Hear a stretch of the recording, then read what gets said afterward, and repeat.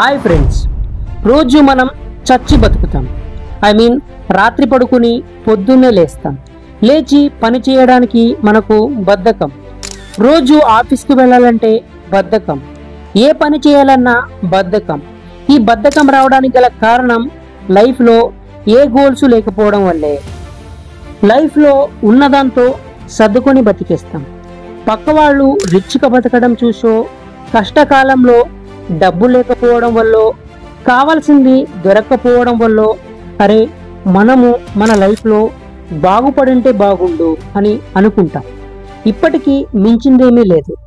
ఈరోజు మనం చెప్పుకోబోయే ఈ జపానీస్ టెక్నిక్ ద్వారా మన లైఫ్ని ఎలా గేరప్ చేయొచ్చో చూద్దాం.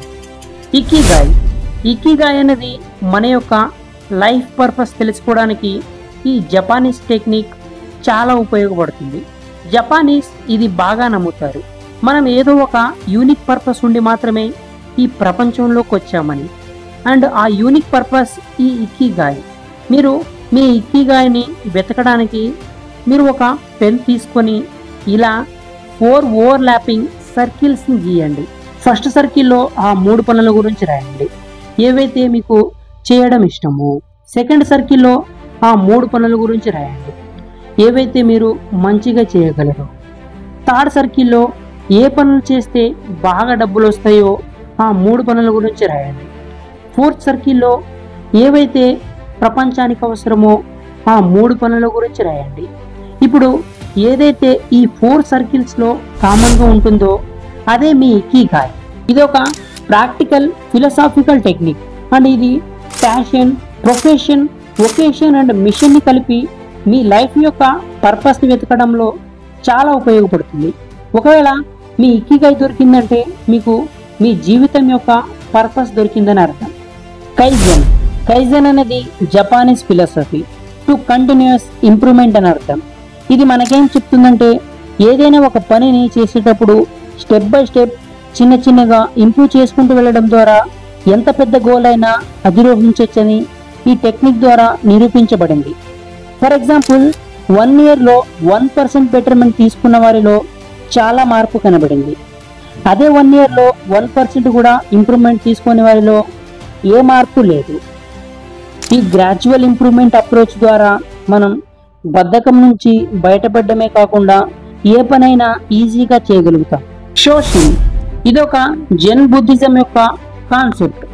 ఏదైనా ఒక పనిని ఎంప్టీ మైండ్ సెట్తో, అంటే బిగినర్ మైండ్ సెట్తో అప్రోచ్ అవ్వడం అన్నమాట. ఎందుకంటే మనం చిన్నప్పుడు ఏది చేయడానికి వెనకాడం, ఏది చేయాలనిపిస్తే అది చేసేస్తాం. ఇప్పటి నుంచి ఈ కాన్సెప్ట్ని ఫాలో అవ్వండి.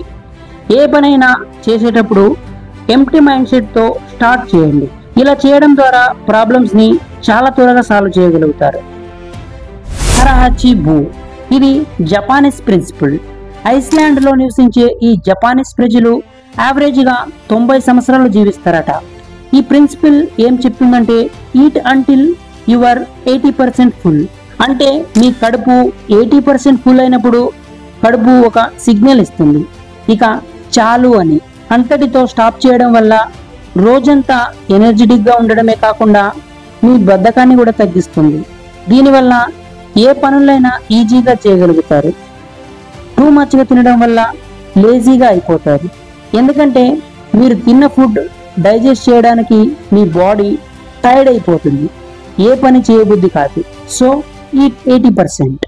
వాబీ షాబీ. వాబీ షాబీ అనేది ఒక ఎంకరేజ్మెంట్ థింగ్. ఈ ప్రపంచంలో ఎవరు పర్ఫెక్ట్ కాదు, అందరూ మిస్టేక్ చేస్తారు. ఆ తప్పుల్లో కూడా మంచిని చూడాలని ఈ వాబీ షాబీ చెప్తుంది.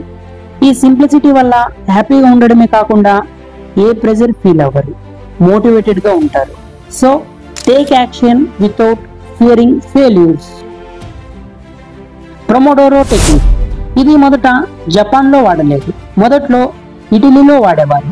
ఇప్పుడు ఈ టైం మేనేజ్మెంట్ మెథడ్ జపాన్లో విరివిగా వాడతారు. ఈ టైం మేనేజ్మెంట్ అన్నది మీరు వర్క్ చేసేటప్పుడు 25 మినిట్స్కి ఒకసారి బ్రేక్ తీసుకోవడం అన్నమాట. 25 మినిట్స్కి ఒకసారి బ్రేక్ తీసుకోవడం ద్వారా మైండ్ రీఫ్రెష్ అవుతుంది. దీనివల్ల మీ వర్క్ ప్రొడక్టివిటీ పెరుగుతుంది. ఏదైనా ఏ పనైనా ఫోకస్డ్గా చేయగలుగుతారు. గమన్. గమన్ మీన్స్ ఏ పనైనా చేసేటప్పుడు ఓపికతో ఉండాలి. మనం చేసే పనిపై మన దృష్టి ఉండాలి. Focus on the process. ఆ ప్రాసెస్లో అన్నీ మనకు అనుకూలంగా ఉండవు. ప్రతికూల పరిస్థితిని అధిగమించి నువ్వు పోరాడాల్సి ఉంటుంది. ఎప్పుడైతే నువ్వు నీకు నచ్చిన పని చేయడం మొదలు పెడతావో చాలా అడ్డంకులు, ఫెయిల్యూర్స్ ఎదురవుతాయి. వాటిని ఫేస్ చేయాల్సి ఉంటుంది.